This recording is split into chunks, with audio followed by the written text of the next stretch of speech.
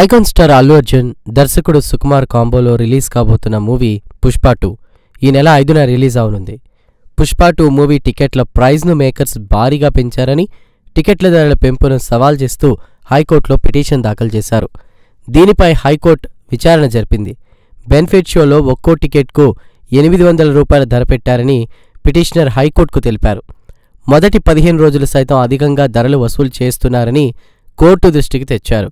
భారీ బడ్జెట్ వల్ల టికెట్ ధరలు పెంచాల్సొచ్చిందని మేకర్స్ తరపున వాదించిన న్యాయవాదన్నారు. పైగా ప్రభుత్వమే ధరల పెంపునకు అనుమతించింది కదా అని పిటిషనర్ను న్యాయమూర్తి ప్రశ్నించారు.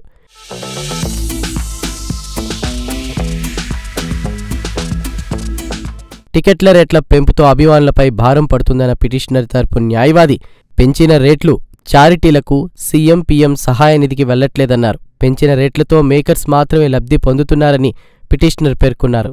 థియేటర్లలో టికెట్ ధరల కంటే స్నాక్స్ అధిక ధరలకు సేల్ చేస్తున్నారని హైకోర్టు న్యాయమూర్తి ఘాటు కామెంట్స్ చేశారు.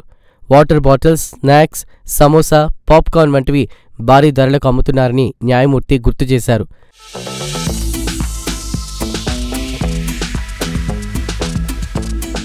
పుష్ప మూవీ బెనిఫిట్ షోలు కేవలం అభిమాన సంఘాలకు అని ప్రొడ్యూసర్స్ తరపు లాయర్ వాదించారు. అభిమాన సంఘాల కోసమే పుష్ప 2 ధరలు పెంచినట్లు హైకోర్టులో వాదనలు వినిపించారు. ఈ సందర్భంగా పూర్తి వివరాలతో కౌంటర్ వేయడానికి సమయం కావాలని ప్రొడ్యూసర్స్ తరపు న్యాయవాది కోరారు.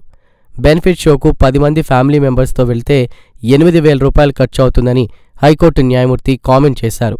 అయితే బెనిఫిట్ షో కేవలం అభిమాన సంఘాల కోసమే అని నిర్మాత తరపు న్యాయవాది పేర్కొన్నారు.